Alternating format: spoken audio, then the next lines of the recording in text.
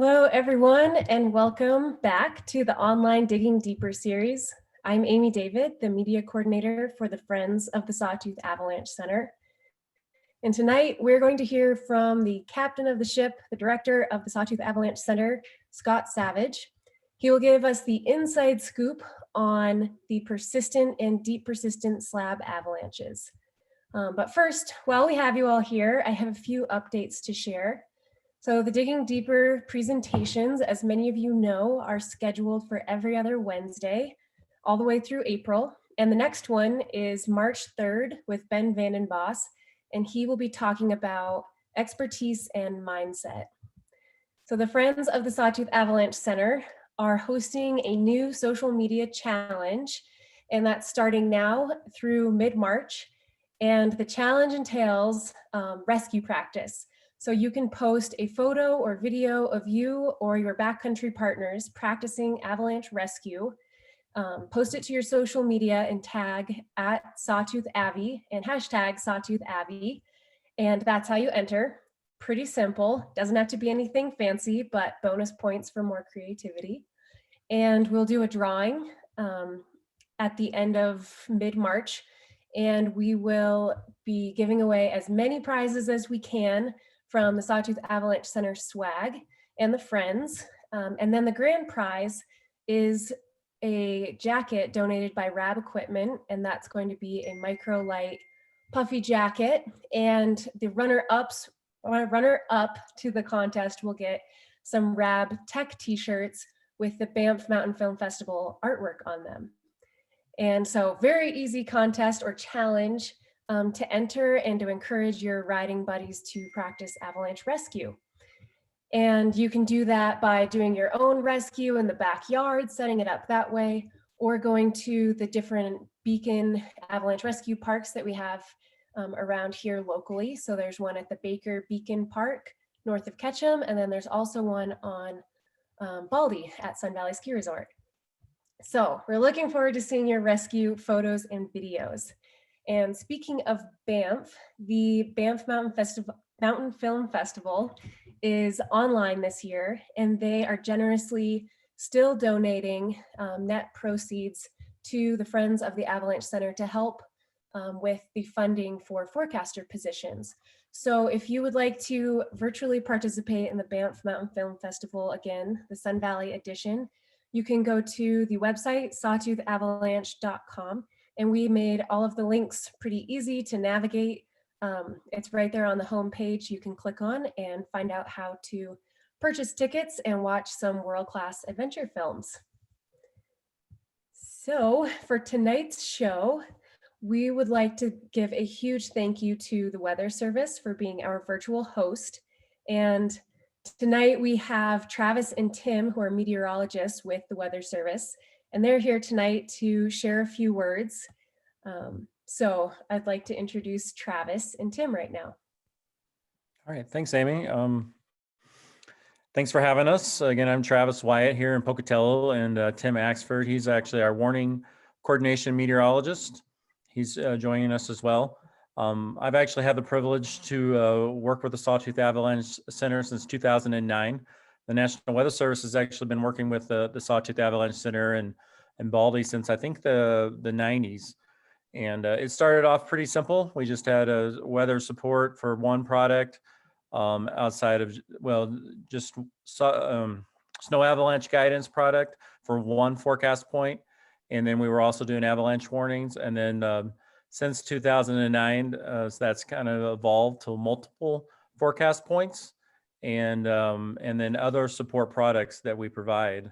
Like I mentioned, I actually started in 2009 going up to Sun Valley. I'd go up there once a year to kind of see how our products and what are the things that we can do to help enhance our support. And you know, the Sawtooth Avalanche Center has been one of those great partners that's always given us great feedback.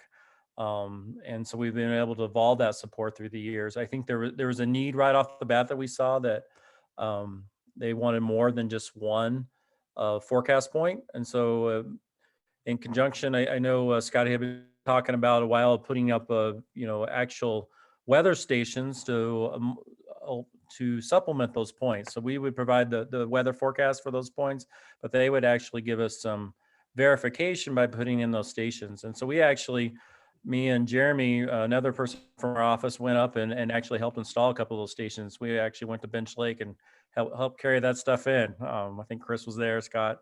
So we've had a long-standing partnership and understanding the importance of the dangers of avalanche and what we can do to help forecast the weather aspect of it. And so also another end of that is they've always been really good each December to come to our office. And this year that didn't happen. It did happen virtually. And so a lot of things have happened because of those meetings. Like I said, we have those weather support products have evolved. We have some probabilistic products now that help. We understand that it's not going to be exact, particularly in the mountains. There's going to be a range, so we have some probabilistic products that help support that. So anyway, we appreciate our partnership with the Avalanche Center and look for many years to come here. So thanks for having us on, Scott and Amy. Yeah, thank you so much. I know on behalf of all the skiers and riders out there, huge thank you. I know that the weather stations and the website, I visit that more than most websites. It's every skier and rider's biggest question: what will the weather be, and is it going to snow? So on the most simple version, thank you, and then for the avalanche purposes and all of those bigger reasons, thank you so much for all your support. Thank you. So actually during the winter season, our winter page supporting the Avalanche is the second most hit site that we have outside our point and click forecast. So I understand that a lot of people are using it, and a lot of that goes with, like I said, from the feedback that we've got from the Avalanche Center of how we can custom tailor that to where it's useful for everyone. Awesome. Yeah, thank you so much. All right. Well, for the main event tonight,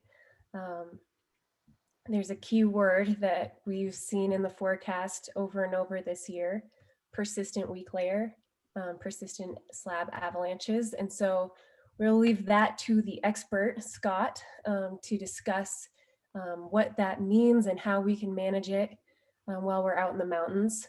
But for those of you who don't know Scott's background, I can share a little bit here. I pulled from his bio, and so I'd love to share a little bit more about Scott. So he's been poking around the mountains in the late 1980s while earning degrees in chemistry and molecular biology from the University of Colorado at Boulder.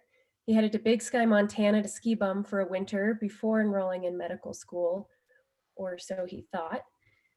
Scott ended up spending the better part of 2 decades as a ski patroller, avalanche forecaster, and snow safety director at Big Sky Resort before joining the Sawtooth Avalanche Center program in 2012. He's presented at many international avalanche conferences and regional professional seminars, and is a regular contributor to the Avalanche Review. Scott is a National Avalanche School instructor, advisor to the American Avalanche Association, and the president of Avalanche Worker Safety. He likes to spend his free time playing in the mountains, on rivers, and on rocks. And I believe these are in his words that he considers each day that he learns more than he forgets to be a success. And I would agree on my behalf. So thanks everyone for tuning in tonight. And I will let Scott take over here. If you have questions as he's presenting, you can type those into the Q&A box that you'll find at the bottom of the screen, or feel free to click the raise hand button, and we would encourage you to ask that question live. I'll be monitoring those throughout the presentation, so fire away, and I will let Scott take it away from here. Awesome. Thanks so much, Amy. And a huge thanks to Travis and Tim and Vern, the man in charge at the Pocatello Weather Service office, and Jeremy, who helps us out a ton, and Kurt and all the forecasters. It's an incredibly invaluable resource that, when we're stumped in the morning, that we can give someone a call at 4:30 and say, hey, when the heck do you guys think this cold front's coming in? Or is it really going to rain to 10,000 feet? So, a huge thanks to those guys, and for frankly, I think putting up with us, where yes, we probably do get the Avalanche pages get some traffic on the website, but we're probably one of the more demanding partners that they have, I would guess, as far as what we ask for. So, thanks a lot, you guys, the entire staff at the Pocatello Weather Service and Boise too, but Pocatello is our main contact with the Weather Service. So without further ado, I'm going to share my screen and get rolling here.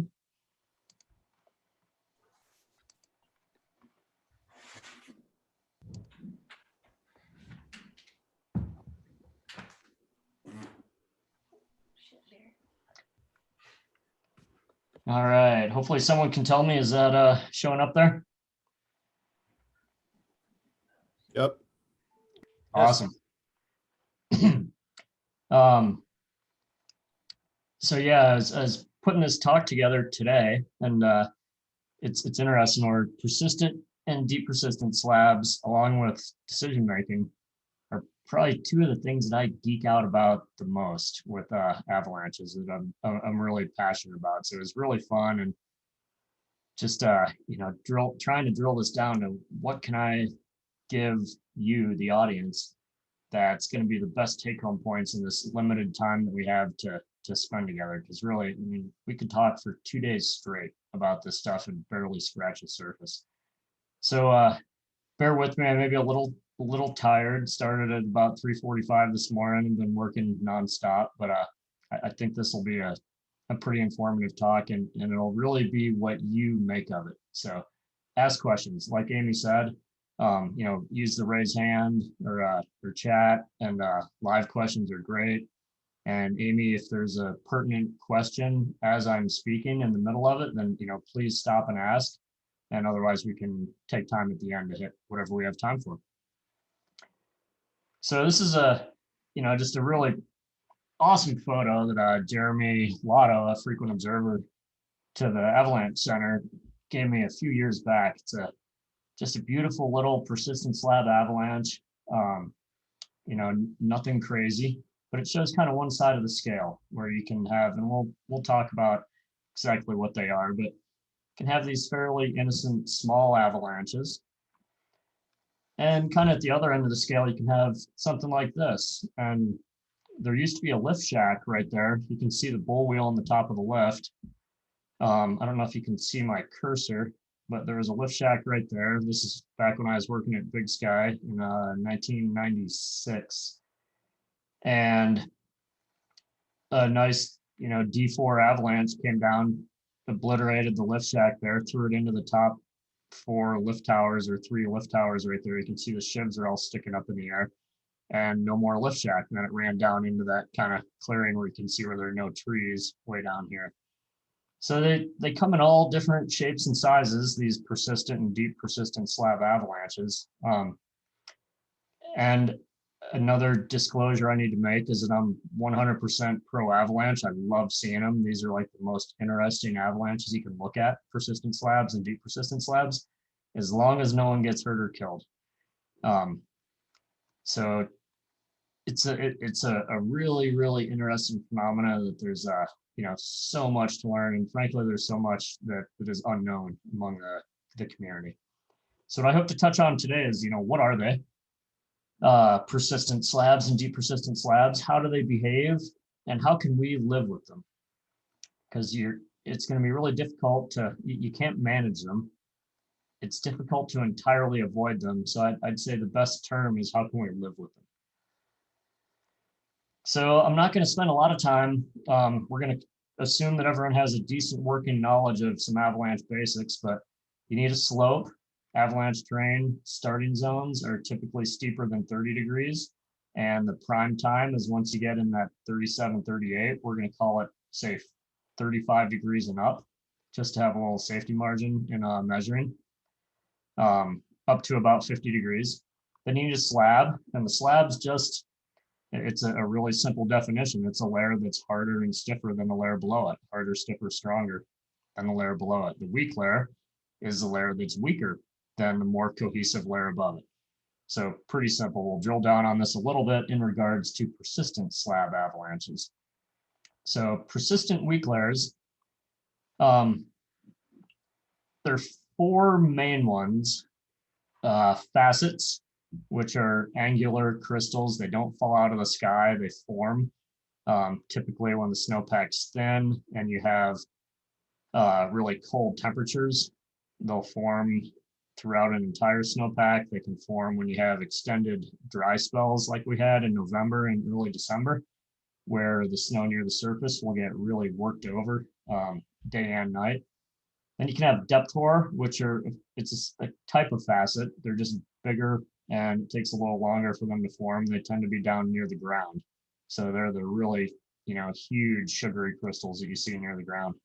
Then surface hoar, which is an entirely different beast that forms, it's a precipitation event where air is going to crystallize at the snow surface.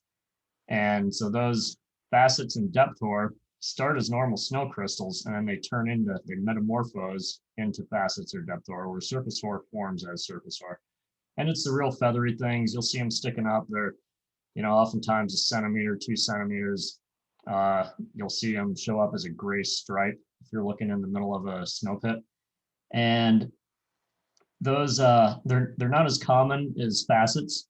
Facets are pretty much, we're always going to have some facets or multiple layers of facets in the snowpack. Sometimes we're going to have depth hoar. This year we had a little bit. Some years you see a bunch of avalanches on it, but it's not that common. And then surface hoar is, again, not as common as facets either. And then crusts and facets, where with deep slab avalanches, just the presence of a crust is technically a persistent weak layer. The reason for that is that crusts, it's almost impossible to have snow above and below a crust that isn't going to be faceted at least a little bit, due to the snow microphysics involved with how crusts change, how water vapor and heat moves through the snowpack, both above and below the crusts. That's one reason. That also crusts are with avalanche fracture mechanics, when you have a big difference in hand hardness or the hardness of a layer between adjacent layers, that's a bad thing. You can see that in the laboratory when they're doing modeling with fracture mechanics, and you also see it with some work that Ian McCammon did years ago, looking at what are called lemons, and a difference in 2 steps in hand hardness. That's from knife to pencil to 1 finger to 4 finger to fist. When you have a big difference there, it's what's viewed as a lemon, which means an indicator that you may have some of these ugly, persistent, deep persistent avalanches. So crusts, and one thing I'll say is, once you get a really hard crust buried in the snowpack, don't trust it. If you get a huge rapid load on top of it, on top of a significant ice crust, the stories are endless. From Crystal Mountain had the famous Martin Luther King Day crust that took out a chairlift.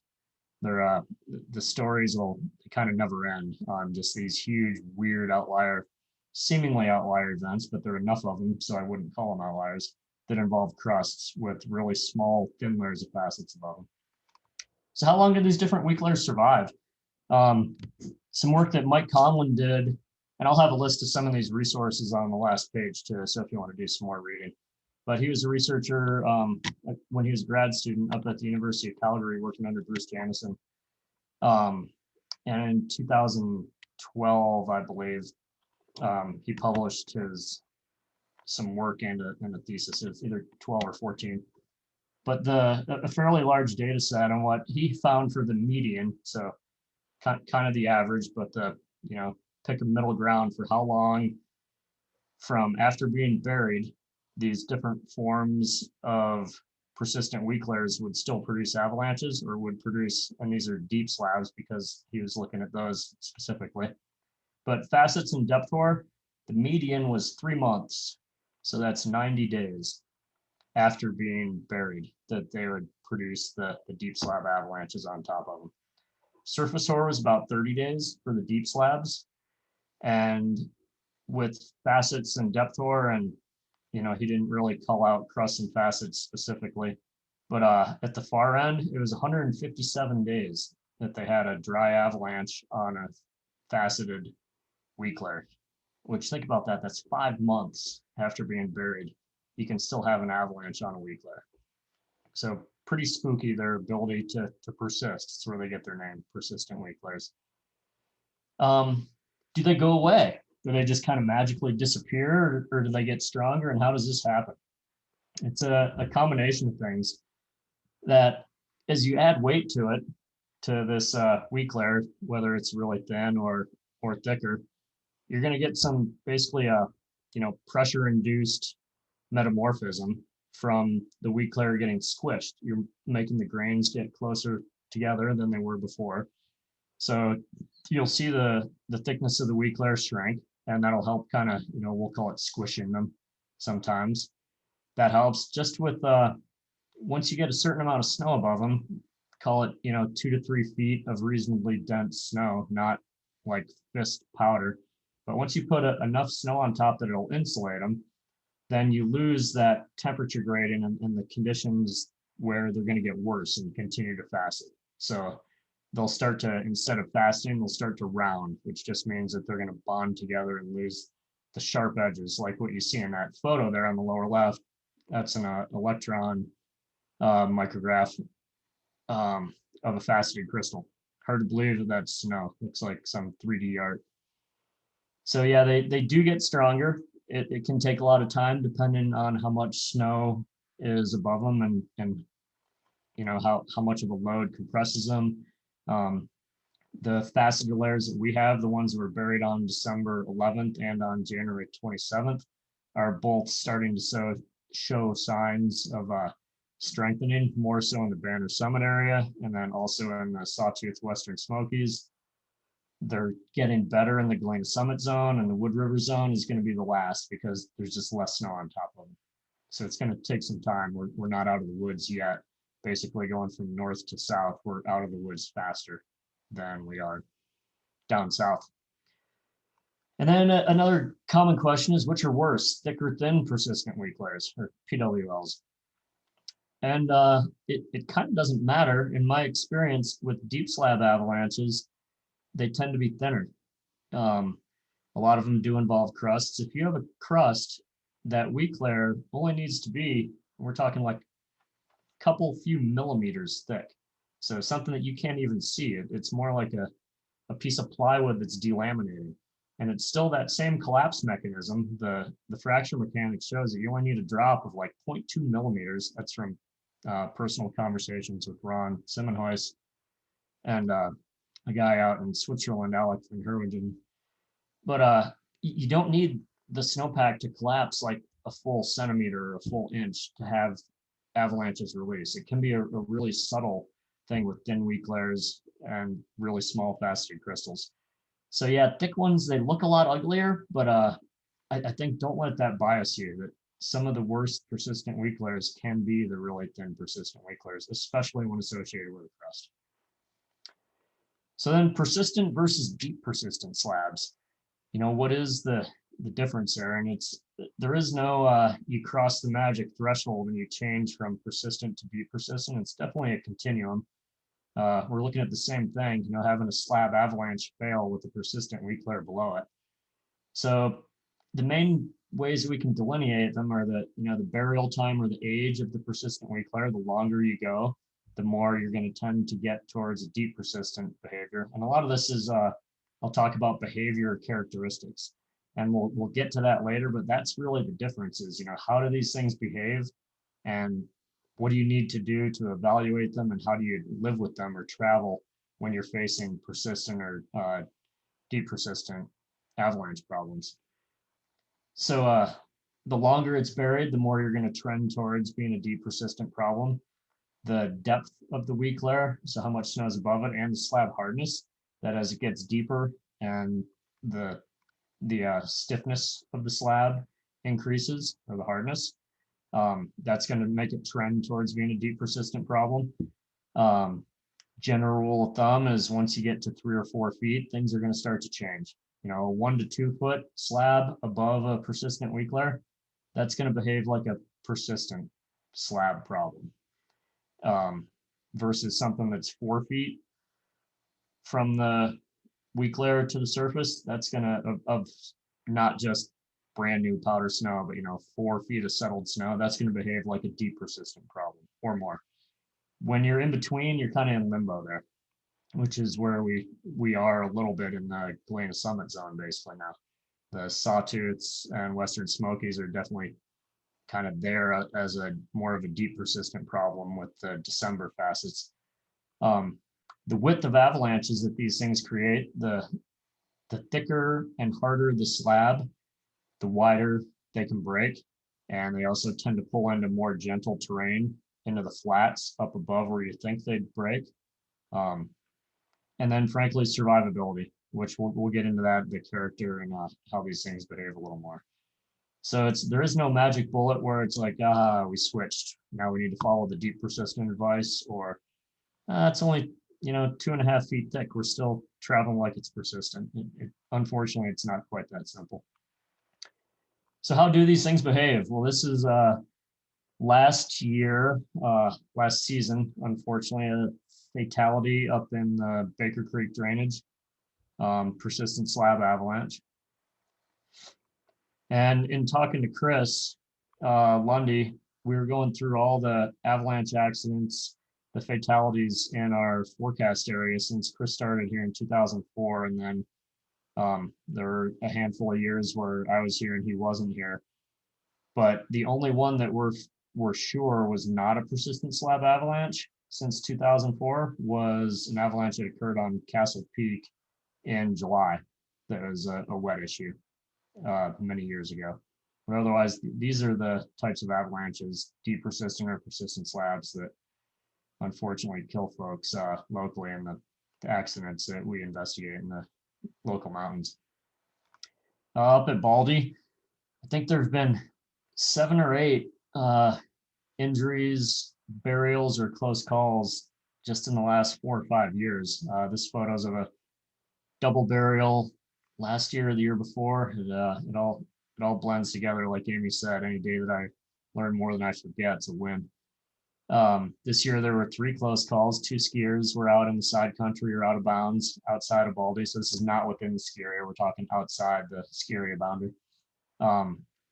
2 skiers during the big storm we had at the end of January. One who sounds like kind of got his bell rung, and the third-hand reports were that some local residents saw him wandering around kind of out of it and saying he'd been in an avalanche. And then another person who hurt his knee in a slide up there the same day that someone triggered a slide that hit a house down over on the Warm Spring side.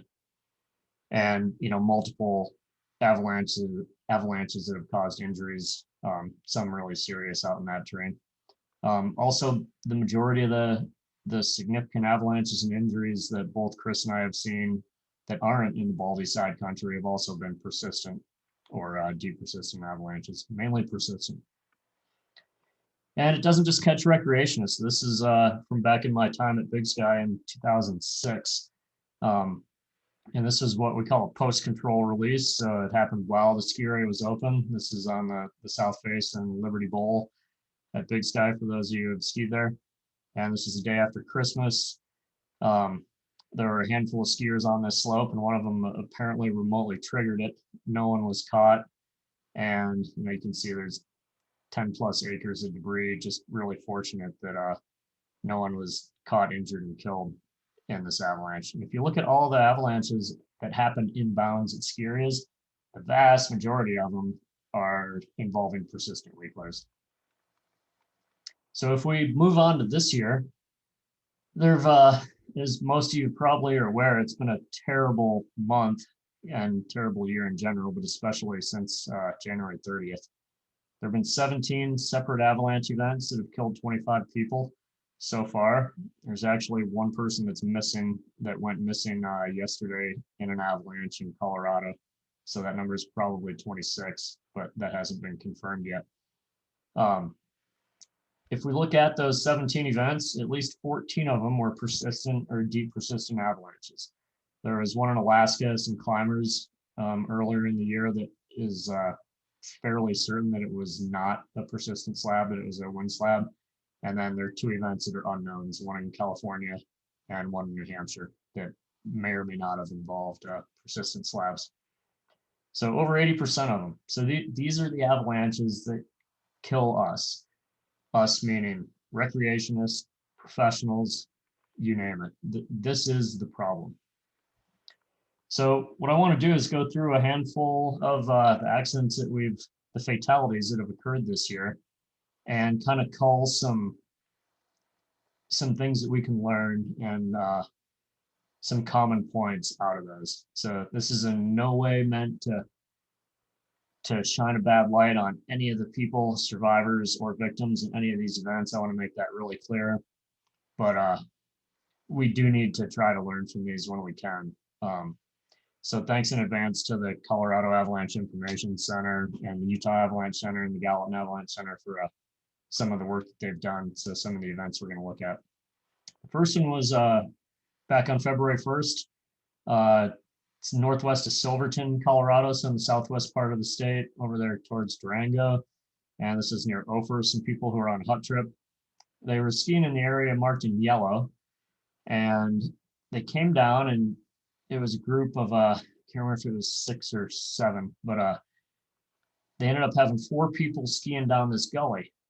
So you can see the gully underneath where the red and the yellow lines meet. It starts there and then continues. So they had 4 people skiing down that gully at the same time, while some people were still stopped up top. They were waiting for people to finish their run and get down to the kind of safer place in the trees. And while they were skiing in the gully on the way down, someone most likely triggered the avalanche from near the bottom of the slope there. It's a really ugly terrain trap. So as all of you know, bad things happen when you're in terrain traps.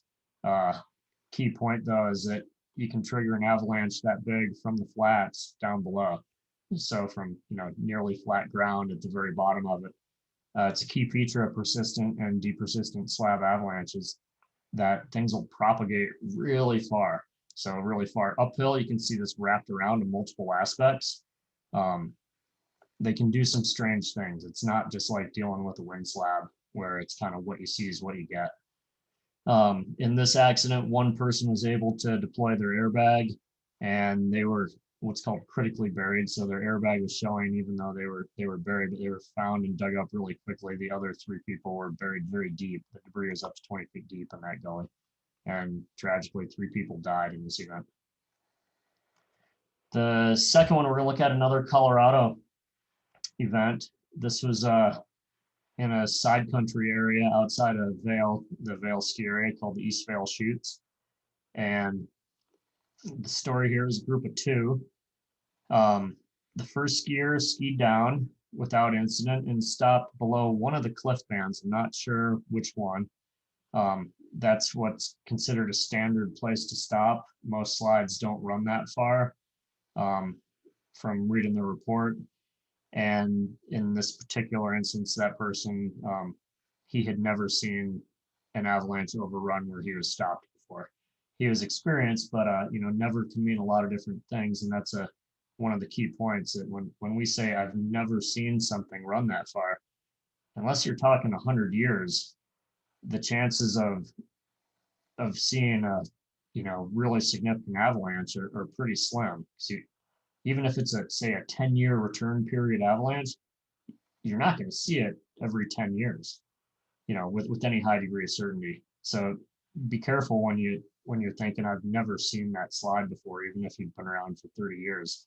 That if you're only looking at one avalanche path, that means a little bit.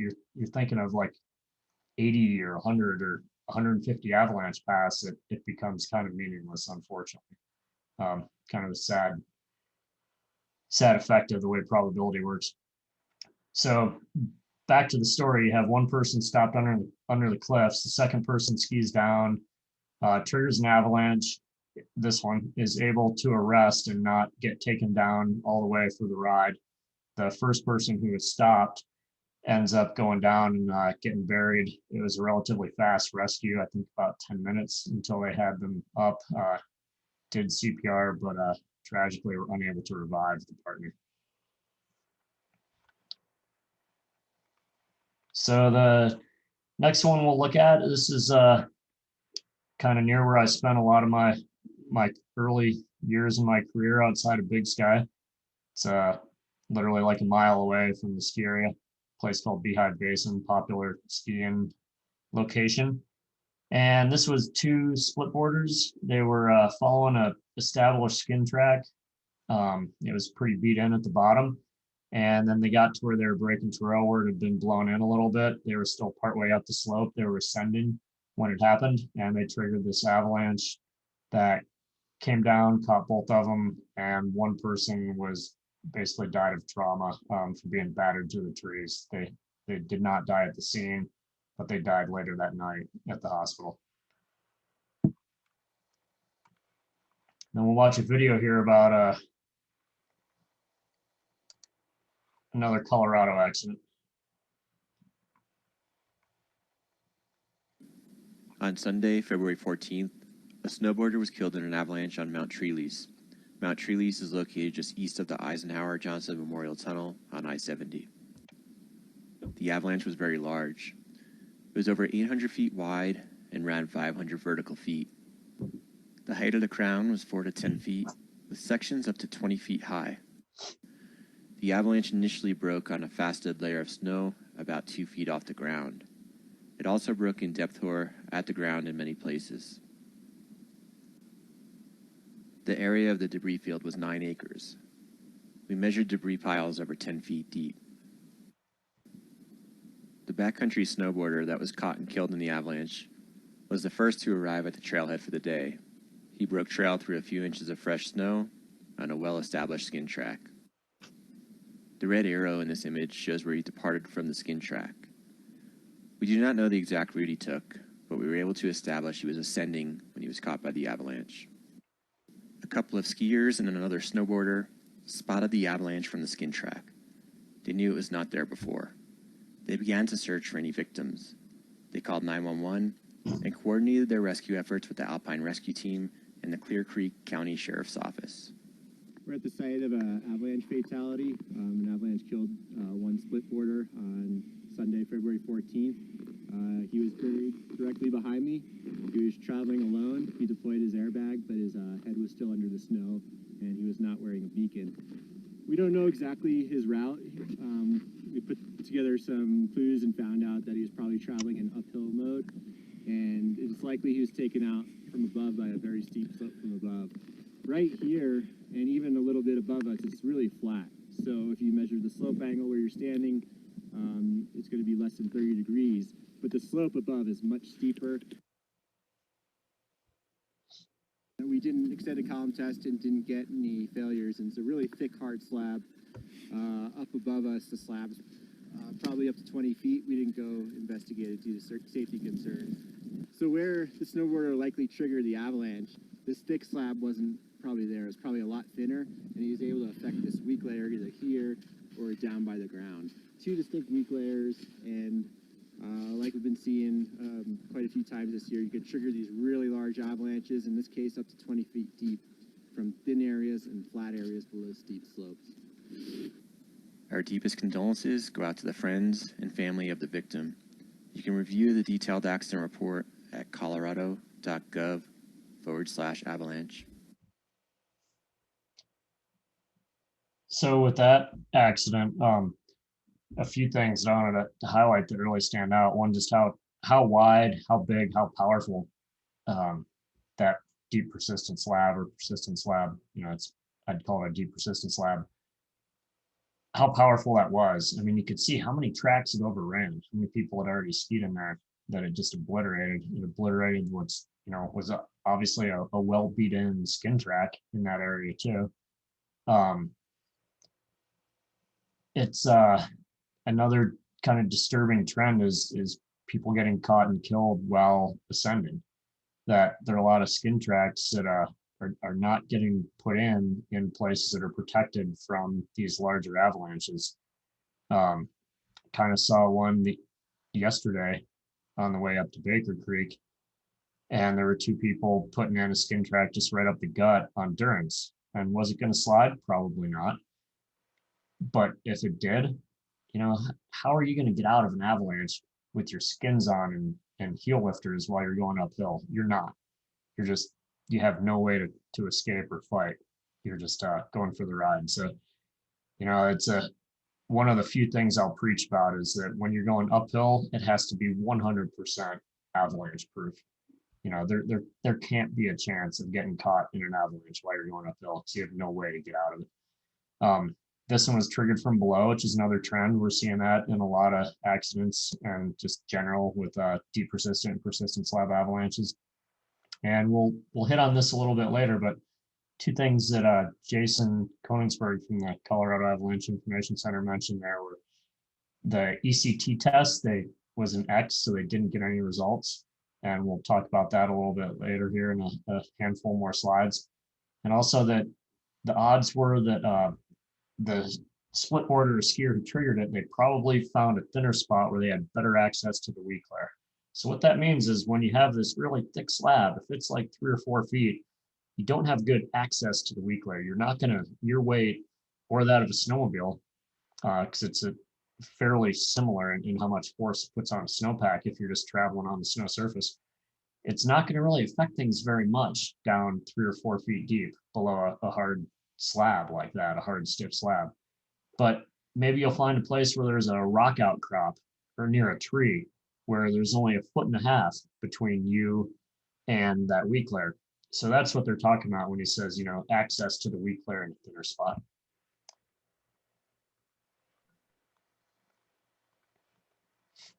So the last one we're going to look at here is, a huge tragedy that just happened last week, or about, I guess, almost 2 weeks now, in Mill Creek, Utah, Mill Creek Canyon. It was a large group that was skiing. Fortunately, 4 people were killed in this avalanche accident. This is just looking at part of the crown. It's over 1,000 feet across. 2 separate groups, actually. There were a total of 8 people. So there was a group of 5 and a group of 3. And 2 of them were not in the ascent mode. 6 people were ascending, so they were skinning up when this thing happened. You can see the X on the top, so the one that says Steve not caught, and then the one top left where that person was caught, but then they were able to hang on to that tree and not go down. So 4 of these were, 6 of the, all 6 were buried. The people who were ascending, they were skinning up. And the 2 people who were up top were able to rescue 2 of the people and save them. Again, tragically, 4 people were killed in this avalanche accident. So this is a photo of it taken just a few minutes before the avalanche happened. You can see there are like 14 tracks. They'd already done multiple laps. And if we look back, that's exactly where it slid. So that's right below where Steve is, basically. You can actually see some of the tracks there on the bed surface where there's some funny looking activity going on there. So do tracks mean it's stable? Heck no, not with persistent and deep persistent avalanches. If we look at slope angles, and this is a really interesting photo that was part of the accident report that I'm really psyched that they did this, the folks at the Utah Avalanche Center, where you can put a number on it. So I think on this, the published number was 31 degrees for the crown angle and the slope angle at the crown. And it's, putting one number on a big avalanche like this, it doesn't really do it justice, because you can look and say, okay, there's spots where it's 31, spots where it's 33, 34. But the really important numbers are, if you look up in the upper left, so around where one of the people was, you see 40 degrees in this part of the slab that failed, 37 degrees. Then over on the right, 35 degrees. So there are parts of that slope that are in that prime time over 35 degrees.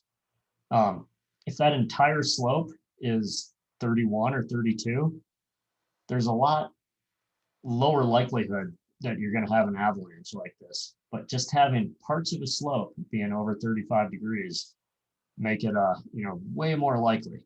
The hard part is recognizing that you're connected to these parts, because they were in, you can see it's 23, 25 degrees where the people were ascending. And that's a common skin track that goes up. It's the next slide will show where it's kind of historically been. It was where it has historically been. It's usually safe from avalanches, but not in a in a bad year like this where Colorado, the folks there at the Avalanche Center are saying it's maybe 1 in every 10 years they get a weak layer that bad. That's exactly what we were saying earlier in the year. We had all kinds of crazy activity on that December 11th and then the January 27th weak layers during that big storm and frankly during a whole bunch of storms in January. So it's across the Rocky Mountain West. It's an unusually bad weak layer, and then we're getting the snow. It happened at different times where we kind of got ours a little bit earlier than I think than Utah and Colorado did. So we had things happen a little earlier and really fortunately haven't had any fatalities. But yeah, slope angles, it's really scary. You can't just measure where you are. You need to make sure that you know what you're connected to. And if you're connected to stuff that's in that prime time over 35, given the presence of a persistent weak layer that's showing that it can produce avalanches that run wide distances or can be remotely triggered or triggered from below, you're no different than if you're on that 37-degree slope. Frankly, it's worse because all that snow is way above you. If you're at the top and you trigger a 37-degree slope, you don't have the snow above you. But if you're at the bottom, it's the worst possible scenario because then everything's coming on top of you. Scott, we have a couple questions. Sorry to interrupt. Go ahead. There's a couple that would be relevant for what you were just talking about here. Uh-huh. So the first one is from Allison asking, she starts with, persistent weak layers and deep slab instability isn't that uncommon of an issue each year, both locally as well as regionally. What is it about this particular snowpack and season that seems to be contributing to size of the avalanches we're seeing? And I'm not sure if she's talking locally, because locally, we actually haven't seen that many huge avalanches compared to, say, 2 years ago. It's been kind of interesting where the weak layer was so, bad, good. It depends on your reference point, but so well developed, that December 11th weak layer that we had, that it just wouldn't take that much of a load to make it fail. So whenever we get, a relatively kind of medium-sized storm, not this, huge deluge of water, we'd see all these incredibly wide avalanches, but we weren't seeing 3-meter crowns. They tended to be a lot of, say, 12 to 30-inch thick avalanches. And then obviously in that last storm, the big storm at the end of January, things got a little bit bigger in some places. But in general, the majority of the avalanches were really wide, running wider than they usually do, but they weren't as big on, say, the D scale, where we saw a ton of D2s, a bunch of D3s, but few if any D4s compared to like 2 years ago where we saw a lot bigger activity. On a regional scale, I can't really answer it with any confidence without speaking to people, because we're so in tune with what we have going on and everything. Speaking to other micro snow climates would be kind of conjecture at this point. We've all been so busy across the West that I haven't had time to speak to some of the folks that I know that work in these other climates and run the other avalanche centers or work at them. So I can't really speak to those. Did I answer that, Amy? Or Yeah, I think so. And Allison, feel free to type in a follow-up question or do the raise hand if you want Scott to please do. Thanks for the question. Yeah, that was a great question. There's 2 more here. So Allie's asking, what was the avalanche danger rating on the February 14th Colorado avalanche, if you recall? I would have to go back and look. I can't remember if it was high. It was on Valentine's Day. They had issued a special avalanche bulletin. I believe there was not a warning out, but I'd have to go back and look. I don't recall. Hey, Scott, sorry to interrupt. I just went and checked and it was rated as considerable. Considerable. Okay, great. Thanks, Chris. I do know they had a special avalanche bulletin out talking about those problems, which is a different product they try to use to warn people. And then another question that really fits with the photo you have pulled up here. Daniel's question is, where would you recommend digging test pits on this example? That's an awesome segue to, I'm going to talk about how do we evaluate problems like this.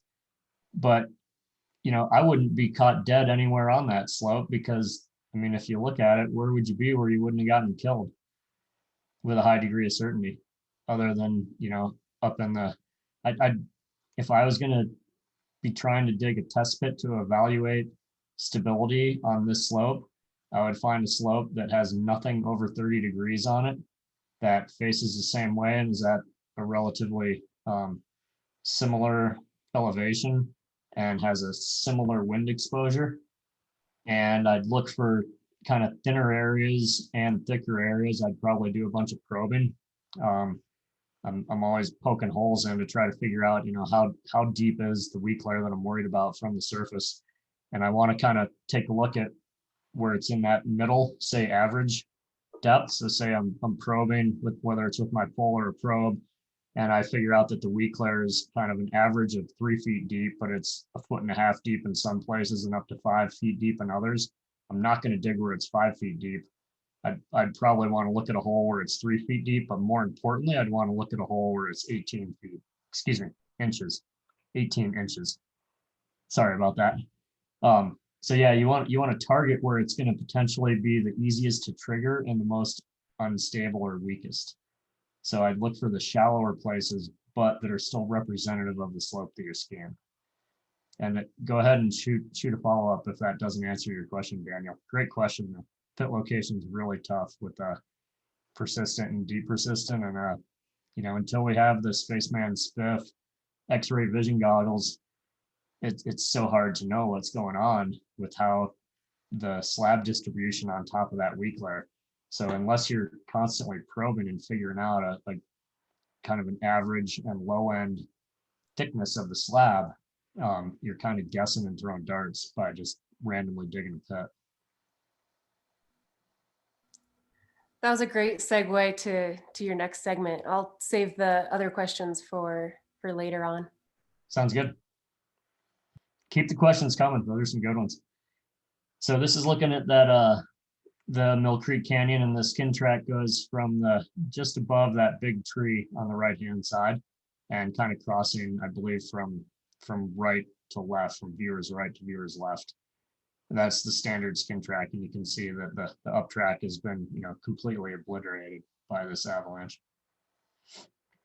So like I said before, probably one of the biggest single take home points is safe zones, and including skin tracks, they're relative. Like these two guys in this photo here, they're looking good. If they have two other guys throwing bottles at them, you know, they're in a pretty safe place, which is, you know, the akin to the wind slabs or little wet loose avalanches or something like that.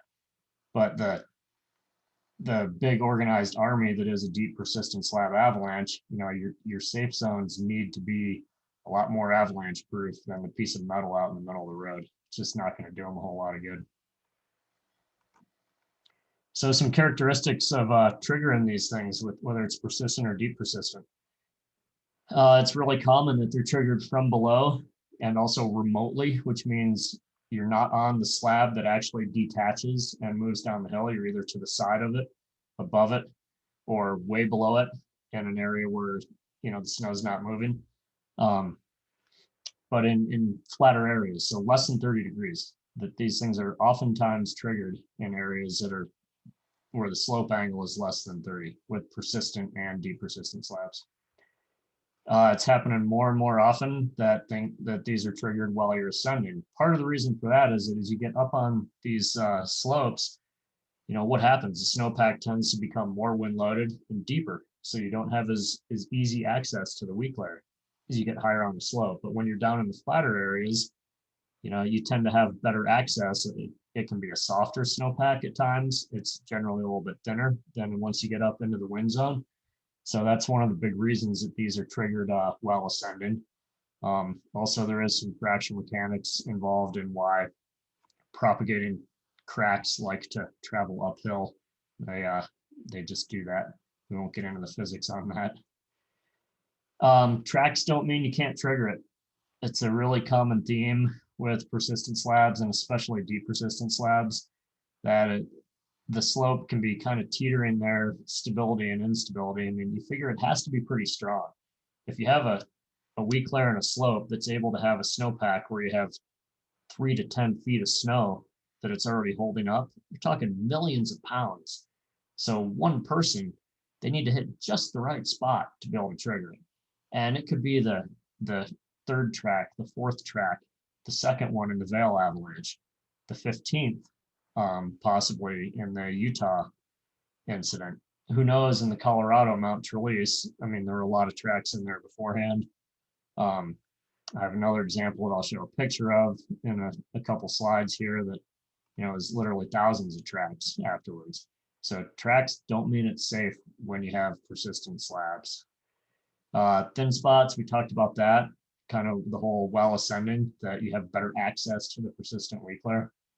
That's a key. Once you have 3 feet of snow, it's really difficult to trigger things, both from empirical evidence and looking at when people do research on putting force gauges in the snow, whether you're snowmobiling or on skis. The caveat if you're a snowmobiler is that distance is from the bottom of your track to the weak layer. So if you're hitting the throttle and carving in, your track's getting a lot closer to the weak layer, so then all bets are off. So that is the one of the key differences between snowmobiling and skiing with how we affect weak layers.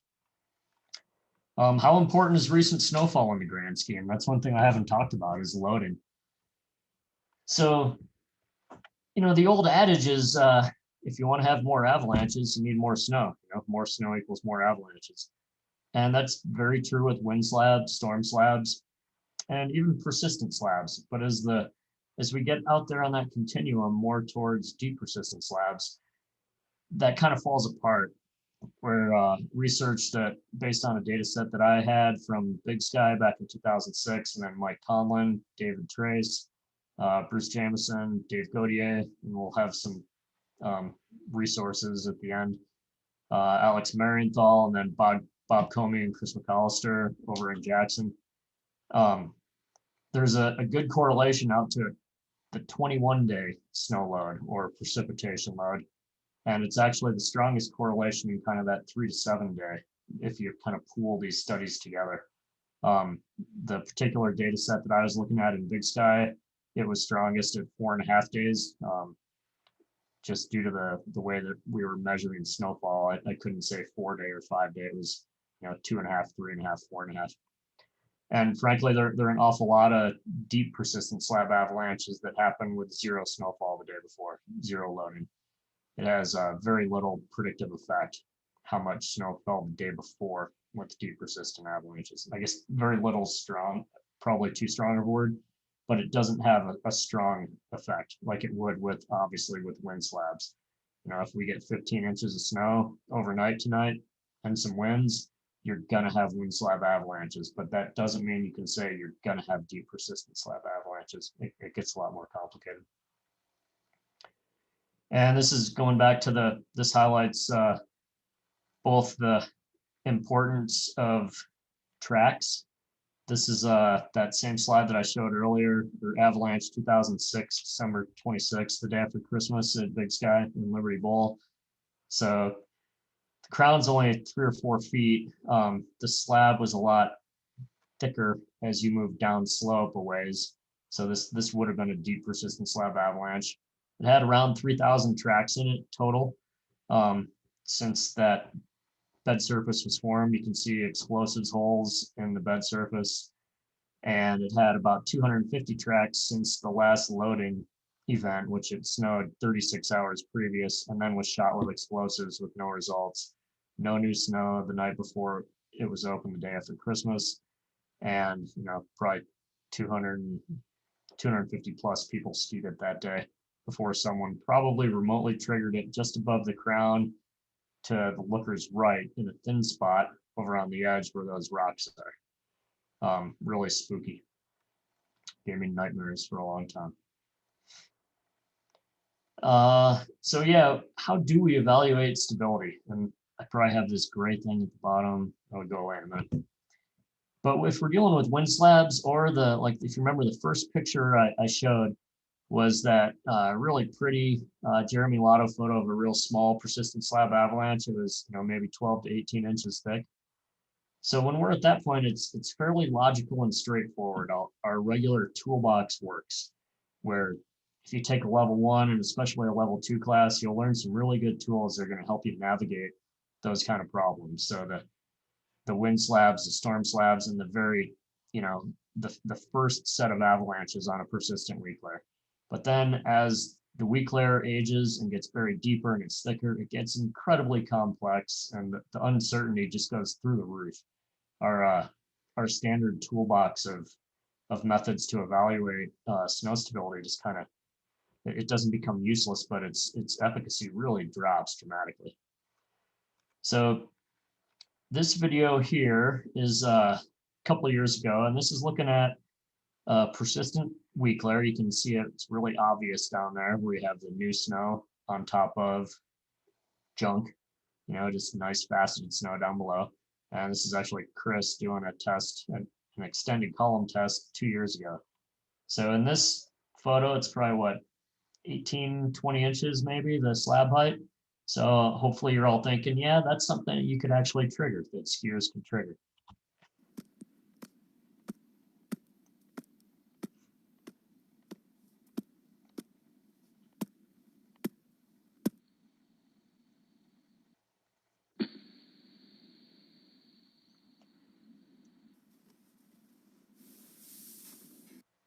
So that's that depth, that kind of an instability, our tools like the extended column test, it's going to work really well. It's going to show you, yikes, I don't want any part of that. You'll probably be able to get some collapsing, or you'll be able to read reports of collapsing where people are hearing these whoops, and that they're traveling some significant distances because you have that persistent weak layer. So it'll be showing us a lot of signs that the snowpack's not happy when we have a slab or persistent slab problem that's still in that kind of younger stage where it's not trending towards a deep persistent slab problem yet. Then if we move it up a notch, so yeah, here we are. This is about a week ago. Chris and I were up Frenchman Creek with Ryan, one of the Friends board members. And as the snowpack gets deeper, we're here, the uppermost weak layer, or the December 11th weak layer is 4 feet or a little over 4 feet deep. So one, it becomes a pain in the ass.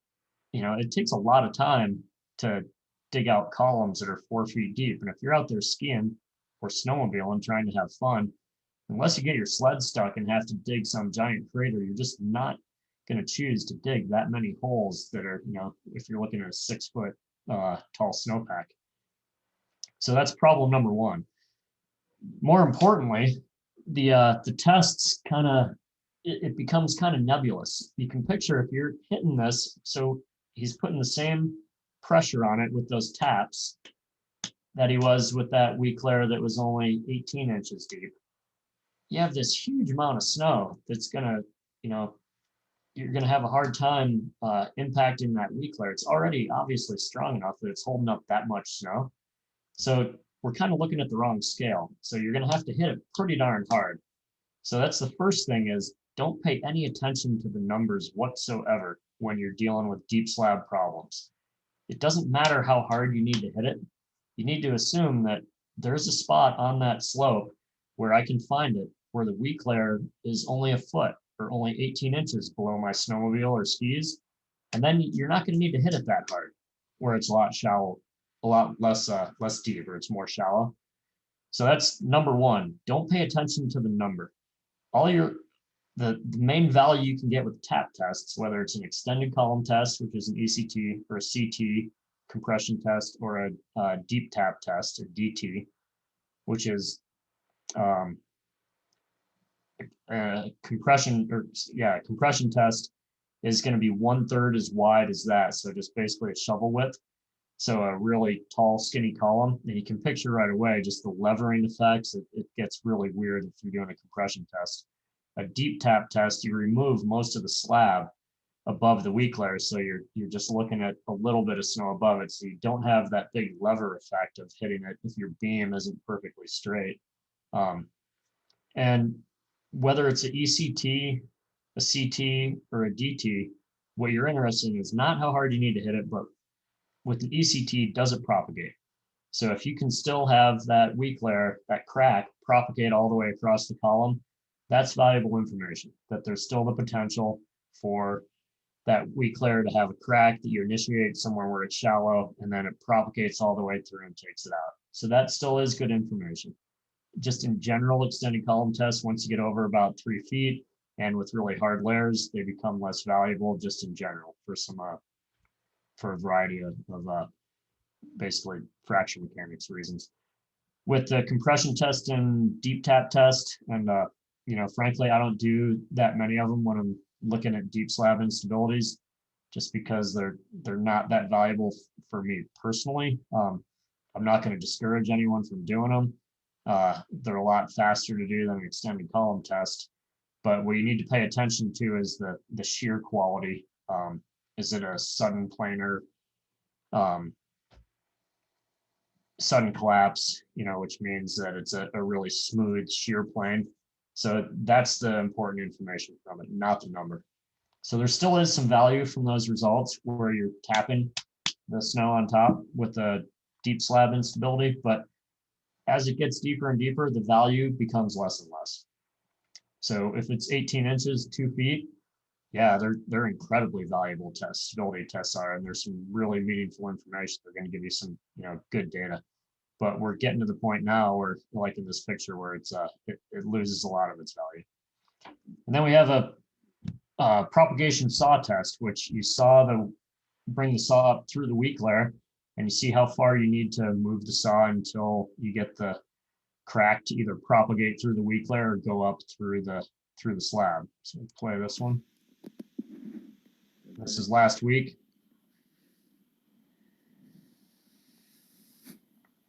So you can see he got about 40% of the way.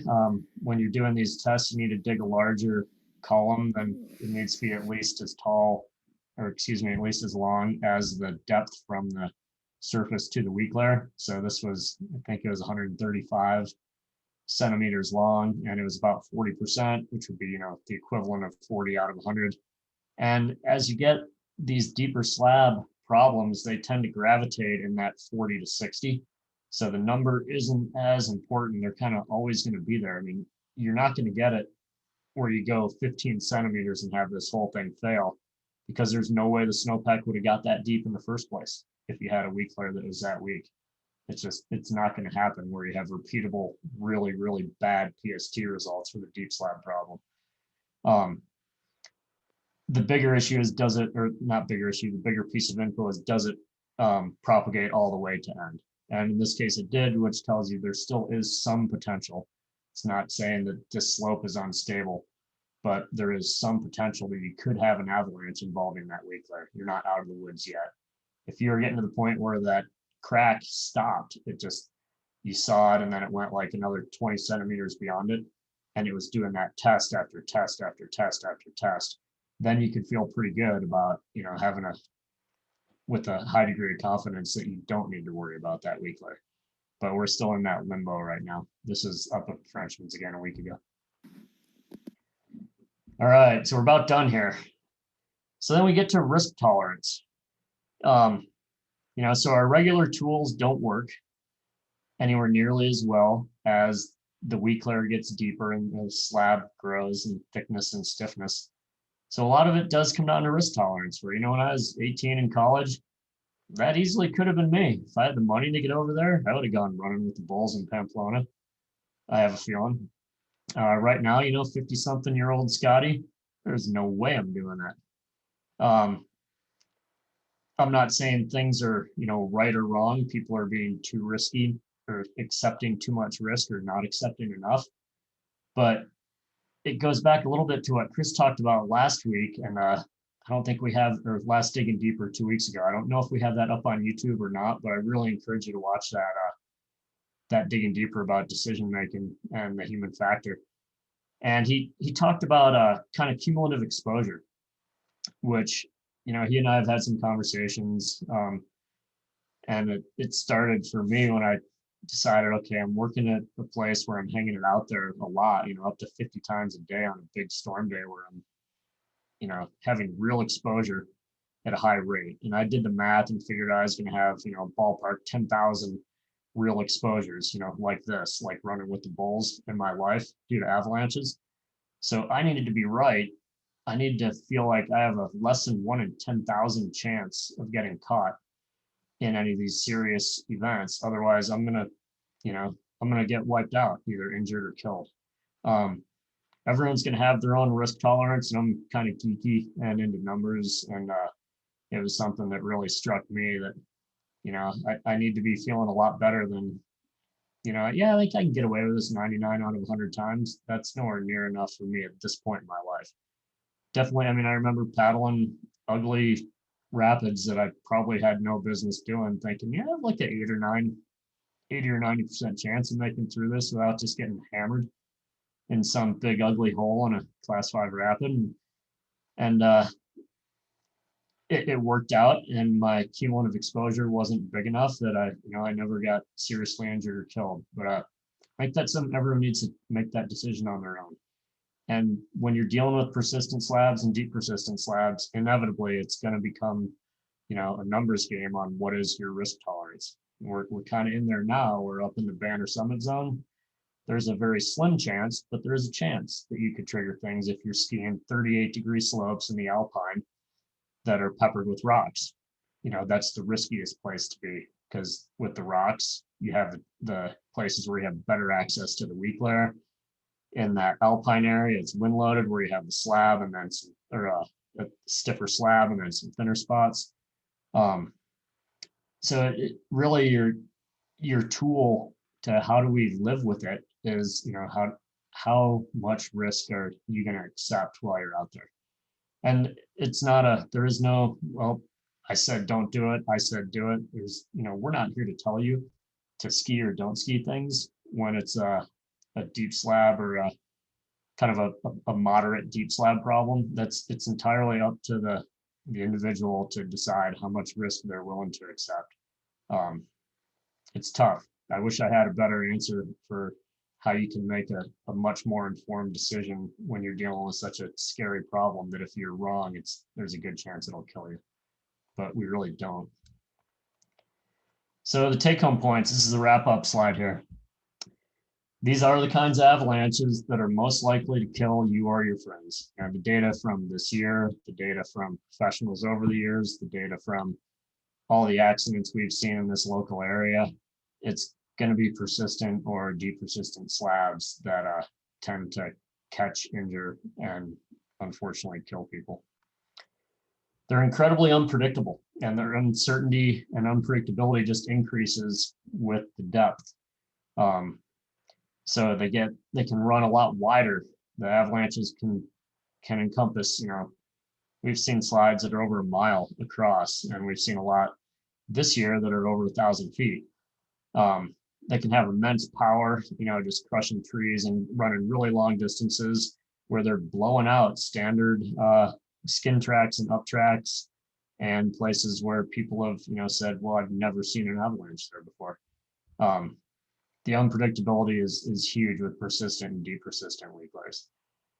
And where you trigger them, that's really tough too. You know, ski tracks don't necessarily mean anywhere near what they do if you're dealing with wind slab problems. And the key thing to remember is that access to the weak layer. So any slope where you're seeing, you know, it's uneven and you can see rocks and ribs and cliff bands, obviously you're going to find places where the snowpack's thinner and you have less distance between your snow machine and the weak layer, or your skis in the weak layer, which means there's a better chance of triggering these persistent and deep persistent slabs. No new snow doesn't mean no avalanches. Yeah, remember that just because it didn't snow the day before, it doesn't mean we're out of the woods. They call them persistent for a reason. So we unfortunately, we're stuck in this kind of, you know, classic 21 days without a break, really since January 28th, when that big storm happened. And we're really, the snowpack's really excited to have like 5 days of R&R with no wind, just moderate temperatures, no snowfall. but that's not coming for a while. And I think it's pretty apparent that I keep hitting on it, as weak layer gets deeper, evaluation just gets tougher. Our standard tools don't work. Stability tests they're still useful. I'm definitely not going to say don't dig, but they're less valuable than when you're dealing with a weak layer that's in that, say, 1 to 2 foot, ski triggerable or snowmobile triggerable range. So the empirical tools, what we have to rely on is the structure. Is the weak layer still there? How hard is it when we push on it with our hands? It's still there, then it's kind of a binary answer. Does this slope have a persistent weak layer? Yes or no? If it's yes for me, and that weak layer has been responsible for a lot of avalanches in the recent past, then I'm probably not going to get into anything steep. I'm going to avoid avalanche terrain just because there's so much uncertainty with it. And looking at the weather, that's where I was getting at that. We really need that true vacation at the beach, just like the palm trees swaying in the background and kind of what's going on in my background right now. That's what the snowpack needs to help these things just chill, strengthen, and not be constantly stressed by even small loads over time. And then ultimately the decision gears, we're here to give folks information, to try to be as much of a clearinghouse as we can, take advantage of the avalanche occurrence database, the observations, and look for, anytime you have reports of collapses or you see recent avalanches, try to see what kind of terrain it was in, how deep was it, and then it's up to you to make that decision. How much risk are you willing to accept? So with that, I'll leave this slide, up while I'm hopefully answering some more awesome questions. Those are a few of the good resources. Mike Conlon and David Trace. I didn't put all of them up, but in that Conlon et al. 2014, the one at the top there, he cites pretty much all the classic deep slab articles. Alex Marienthal is not on that list, and his was a little bit later. His master's thesis over at Montana State. And then if you're looking to learn more about crusts and facets, I definitely have a bias here because I got to help Bruce Jameson. He's a mechanical engineer who recently retired, but up in Calgary, one of the kind of lions of the snow science research industry. And he has this great series of all kinds of videos on that website there, snowline.ca. So check it out. And there's one that I got to help him make on crusts and near crust faceting that we're kind of starting to get into our true crust season. So a lot of you will probably find that interesting if you like geeking out on snow. With that, Amy, can I unshare my screen or should I leave it? I'm going to leave it up here for about 20 seconds. Anyone take a screenshot of it if you want it. And then I'll take it down and you can always come back and get it at the when this is up on YouTube if you missed the chance to screenshot it. Yeah, thanks for all that awesome info, Scotty. I did want to mention that we do have the human factors presentation that Chris did 2 weeks ago. It is up on YouTube. So you can check that out along with a few of the other Digging Deepers. That's just YouTube. You can Google. You can search Sawtooth Avalanche Center and those should come up. Highly recommend watching that one from Chris and then pairing that with tonight is really helpful. So I'm going to do a quick question answer for one that relates to the friends, and then we'll dive into the ones that are about the presentation tonight. So Daniel is asking about if we're still recommending a $10 donation. And that's up to anyone who's watching. If you feel like donating to the Friends of the Avi Center, it helps us be able to do more education and outreach and support the forecasters. And you can do that on the website on the donate button, sawtoothavalanche.com, or you can also go to Venmo at Sawtooth-Avalanche. So thank you so much for those. And getting right back into the questions, Allison had another great question here. So when the forecast talks about the snowpack healing, what is actually occurring to the persistent weak layer? And aside from a spring freeze thaw, can that really occur with a deep slab instability? Yeah, great question, Allison. So yes, it can. It's a combination of that just mechanical compression, which puts crystals closer to each other, and when they're touching, they're going to tend to center and form bonds between them. So you'll have it that the weak layer crystals will actually get stronger. They're also on the bonds will get stronger. You'll have more of them. Also, when you lose that temperature gradient, which I mean, basically it's a vapor pressure gradient that's formed when you have a really thin snowpack and cold temperatures where vapor's moving really fast through the snowpack, basically from the ground towards the cold air. And when the vapor's moving really fast, the crystals tend to form those sharp angles. They tend to form facets. When that vapor flux slows down, which if you have a well-insulated snowpack, like in a deep slab scenario, where it's effectively a constant temperature throughout, then you tend to, rather than forming angles, you tend to fill in the angles and form rounder crystals, which then tend to also stick to each other. You're gonna, end up having more necks. So it's a combination of that, what's going on a crystal level and what's happening with the compression, that things are getting stronger in that layer. One thing I didn't talk about is when you do put water into a faceted layer like that, or depth ore for the first time, all bets are off. Like this year, that December 11th faceted layer is still going to be there. It's still going to look faceted when we put water down into the snowpack in March, April, May, June, whenever it may be on that slope that you're on. And the first time it gets wet, if it's happening at just the right rate of, it matters how fast you're wetting that layer. But I'd be shocked if we don't see some significant wet slab avalanches. So I said earlier, I can't remember when, but I think it might have been a weekend update that I'm not going to trust it until it's floating down the river.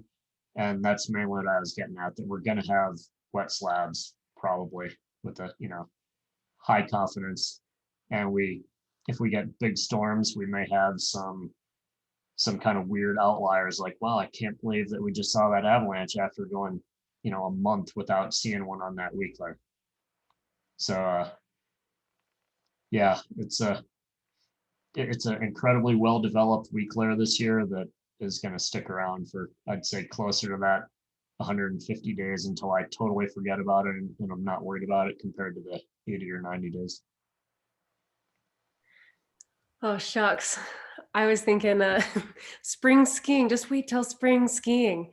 But it sounds like you just answered a couple questions all in one. Well, we may still have it really good, because once you put that first big pulse through the water and establishes its drainage, it becomes a summer snowpack. And I think we're going to have a digging deeper later on spring skiing. But once you get that drainage established, it tends to be the first time that the weak layer gets wet, when it's really sketchy. And after you put a bunch of water through it, it becomes a well-drained summer snowpack, and then we can go do some spring skiing.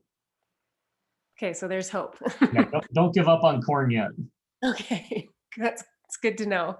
Yeah, that was one of the other questions that came through, was what effect does the persistent weak layer have on wet slabs?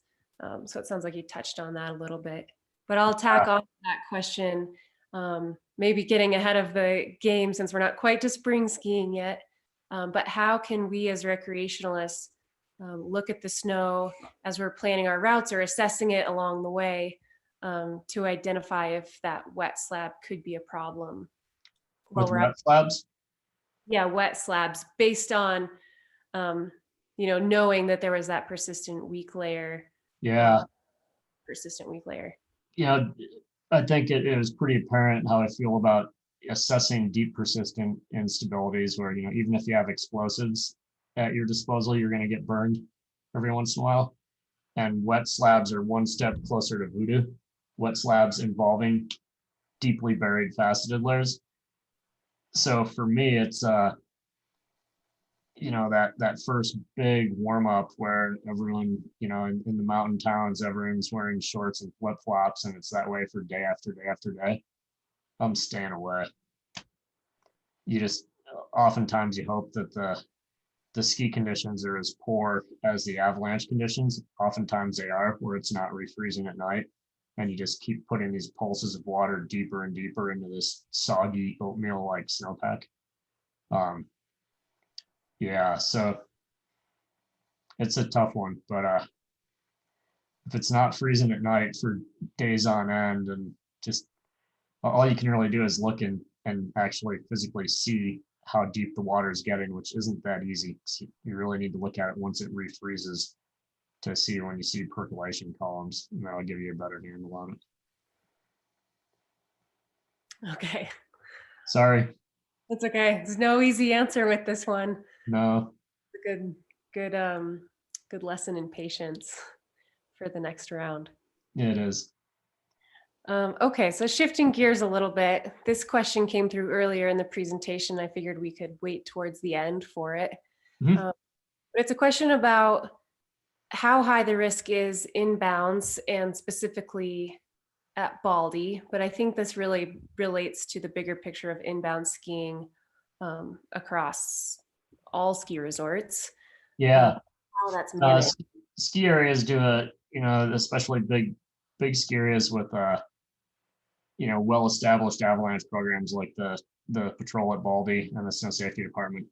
They have a really amazing safety record. If you do the math, I mean, a place like Baldy probably does 300,000 or 400,000 skier visits a year. Then you have, if you add up all the big areas in the country, it's many millions. And on average, I think it's still less than one person. If you look at like a 20-year history, less than one person per year is killed in an inbounds avalanche across the US. So, your odds are probably, 1 in 10 million, 1 in 100 million, something like that, of being killed in an inbounds avalanche. That's per skier day. So it's is it 100% safe? No, you can't make it 100% safe because it's a really dynamic medium, and avalanches, there's always going to be that little bit of unpredictability. But skier is doing an amazing job, as a whole, and Baldy definitely fits in that category, where they do a great job of mitigating that risk, getting as close to zero as they can. Great. If anyone else has questions, feel free to type them into the Q&A box while we have Scotty here. Or even better, do the raise hand feature. Oh, it looks like we do have a hand raised. Let's give this Awesome. one a try. Dirks, I'm gonna click allow to talk. And so you can unmute yourself and ask the question live. Hi guys, Brian Dirksmeyer, Sun Valley Ski Patrol. We were kind of lucky that last storm came in as dry as it did. We got 30 something inches of that light and dry stuff. And so we were penetrating that weak layer with that skier compaction, and that helped us out a lot. And then the next day we got the denser snow that kind of slabbed over the top. And so the unaffected areas, we developed a slab over the top. And that whole snowpack kind of squashed down. It was interesting that I saw inbounds, I think the avalanche danger was fairly low, except for some pockets here and there. Out of bounds, I had gone out into the burn area before the big storm, and there was 16 inches of snow or so with a little melt freeze crust on the top. And I went out today, and that there's only 30 inches of snow with 4 feet plus of new on top. So 30 inches total. It is all squashed down, and that depth hoar that was on the ground before with that little thin melt freeze crust on top has squashed down to about 6 inches. It's interesting that depth hoar, which is really rigid vertically, has squashed down, but only pulled out in little pockets here and there. And now we've developed this really well-developed slab on the top that is kind of sort of anchored to all the trees here and there. Anyway, Yeah, it's pretty impressive. So two things that you said, Brian, were jumped out at me. Just the power of that physical compression or compaction, what that can do to help heal those thicker layers of depth ore. And even like you said, depth ore, those faceted crystals are really resistant to compression. You need that kind of shear aspect of it to really get avalanches rolling, because they're pretty stout. But even with that, they're still able to compress that much without failing on some fairly steep slopes. And then also one thing that I didn't touch on, just because we could talk for hours and I already went too long, but temperature and the actual temperature of the slab at the surface. So not necessarily the air temperature. And I hate the term warming induced avalanches. Because if you warm something up from -20 Fahrenheit to -10 Fahrenheit, it doesn't matter really as far as fracture mechanics with snow. It's still really cold, way away from the triple point. But when you get close to 32 Fahrenheit or 0 degrees Celsius, and you get the material, meaning that slab, around that temperature. What are you saying to me? Turn off your Bluetooth. That was it. Because I was picking up your speaker. Please. Awesome. Tell us some stories back there. But yeah, when things get close to 0 Celsius at the triple point, it's amazing how fast things can change.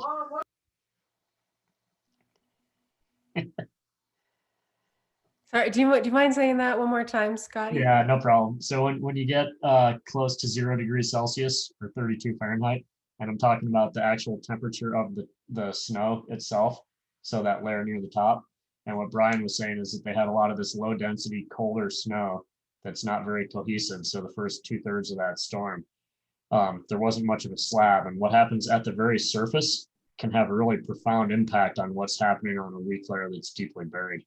But then as it got warmer and denser during the last day, that Friday part of that storm, the top of that slab was much more, or the top of the storm was a slab. It was much more cohesive, and it was right around 0 degrees Celsius. And that's the triple point of water, where you have solid, liquid, and gas. And just strange things happen. It becomes an incredibly dynamic material where the creep, how much that snow wants to deform and move downhill, just the creep rates go through the roof. So you have just some really impressive deformation that it can completely change the equation. Even though you don't have a huge additional load, like say we wouldn't have, just by changing the temperature like that, you can have profound impacts. But it doesn't really matter if it's really cold, like butt cold in Stanley, -30 Fahrenheit, and then gets up to 0.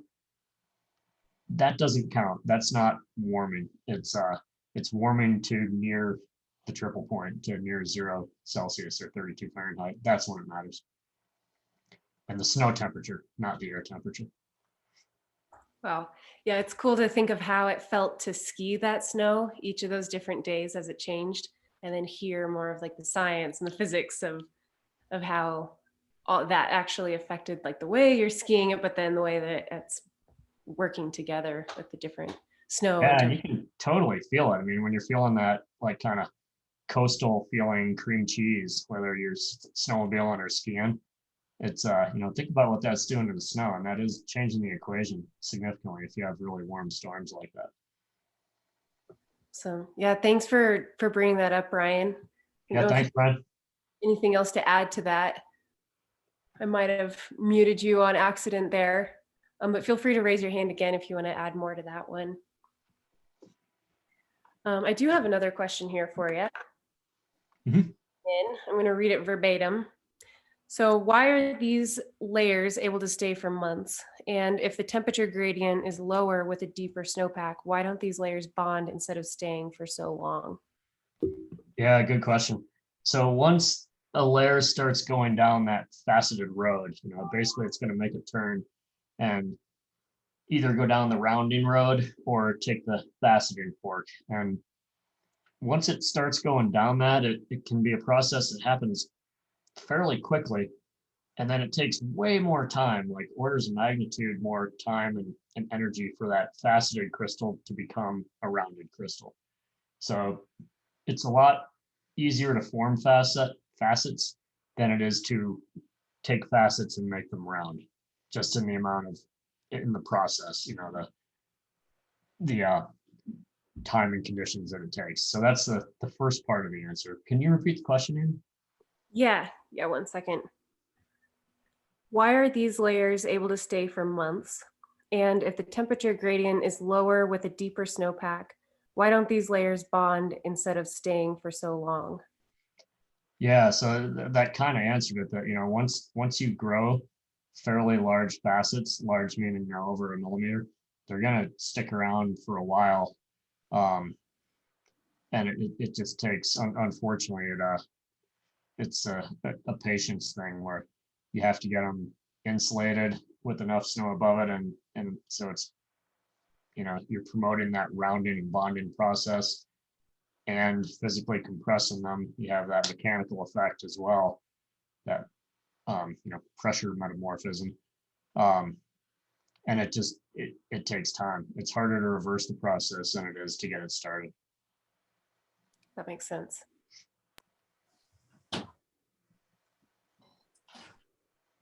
All right. Well, I think, Brian, did you had something to add in here again? Yeah, I just have one more thing. It was curious when I went out the first time before the big storm, there was a 4 to 6 millimeter melt freeze crust below 8,500. And I know that had some facets just beneath it. And then we had some spatial variable surface ore on top, and that got squashed, but it's still laying there, down 4 to 6 inches off the ground right now. So I think that is still, a weak layer that we have to be dealing with. And we have such a strong slab on top, over 2 feet. I'm just wondering how reactive that will be. So are you talking, when you say the weak layer, are you talking about the facets under the crust or the surface ore above it? Both. Yeah. So surface ore, we talked a bunch about how the facets get, strengthened, heal, bond, whatever you want to call it. Crusts, depending on how stout and strong / brittle the crusts are, it can happen a lot slower. Because if you picture a crust, it's harder to have this huge, if you have a really thick ice crust, to have it physically pushed down can be more difficult. It can complicate that pressure induced or mechanical induced metamorphism to a certain extent. But otherwise, you're just looking at the processes we talked about with facets becoming stronger. So it's not reversing it. It's you're rounding them and then just having crystals closer together, so they're going to tend to bond and form necks between each other to make that layer stronger. Surface ore is a really different process, where the surface ore crystals, when they're buried vertically, and that's when you're worried about surface ore, when it's buried proud or standing straight up. And if you think about it, you have a layer of surface ore. See if we can do this kind of.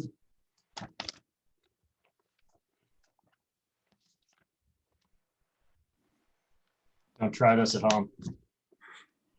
So here's our surface ore crystal, is the pencil. And then we have the layer above and the layer below. Yeah, this isn't going to work that well. Maybe if I get like that. So through time, the surface ore is going to actually get integrated into the layer above. You can see how the pencil's starting to push through, just through compression. So effectively, it's kind of like rebar anchors where you're pinning it through the bottom one too. And eventually that surface ore gets integrated into the layers above and below. So it's a totally different mechanism how surface ore strengthens, or a weak layer made out of surface ore strengthens. Hopefully that makes sense. And crusts definitely complicate that, because you can picture that those layers aren't going to penetrate a crust as easily as they would low density snowfall falling on top of it. So that one's a tougher one. When you have surface ore on top of a crust, it's definitely a complicating factor compared to surface ore that has softer snow both above and below it. And that's why, if you remember, I talked about surface ore, how the median deep persistent slab burial age was around 30 days, compared to facets and depth ore, it's around 90 days. So it tends to be more short-lived because of that mechanical process of getting basically impregnated in the layers above and below it. Would you say it's more often that with the soft above and below layers that surface ore, penetrates up and down versus just like when it gets smushed and lays over? Yeah, usually if it gets laid over, because it all depends. I mean, ideally it gets blown over or falls over before it gets buried. But if it gets buried intact and lays over, then that means you had an avalanche, pretty much.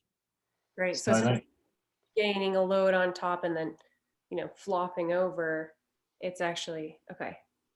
yeah, if you're going to get to the point where it flops over, that's, usually where you have failure. And I don't know enough. I haven't read, I don't know if there's a lot of literature on it as far as, how, hopefully Matt Whelan's here is still listening, but I doubt it because it's getting pretty late. He might be able to answer that question better than I. He spent a lot of time doing his master's on various aspects of surface ore, and he might be able to better answer how surface ore, when you have a crust is one of the interfaces, how that happens, what happens and how. I don't know. We got the wheels turning. We'll follow up with Matt. There we go.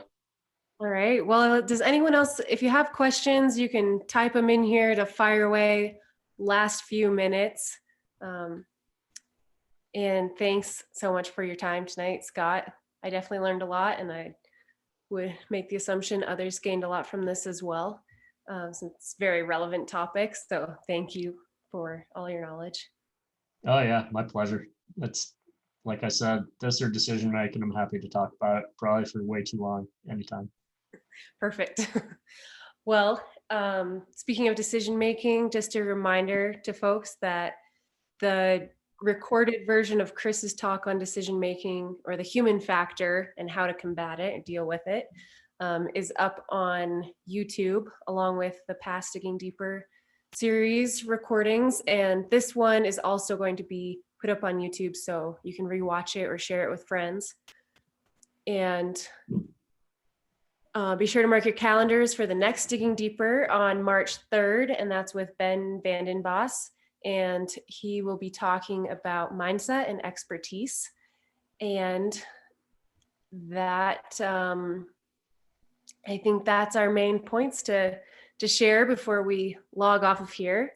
And just one more reminder, if you are on social media and you are motivated to participate in the Friends of the Avi Center's new rescue challenge, we are hosting a friendly contest on social media where you can post a photo or video of you or your riding or skiing partners on social media practicing avalanche rescue, whatever that looks like, however creative you would like to be, and tag the Sawtooth Avalanche Center. And then we will do a drawing for as many people as we have prizes for. Sawtooth Avi Center hats, and the grand prize is a RAB Equipment Microlight down jacket. So thanks to RAB for that donation. And well, that's right. The Observer of the Year is still in the running for this winter, and we are still building the suspense for announcing the last winter 2020's Observers of the Year for both motorized and non-motorized. And I'll throw that over to you, Scott, on when we can hear the announcement of who was the Observer of the Year, and then if you could encourage folks of why it's so valuable to send observations in for the rest of this season.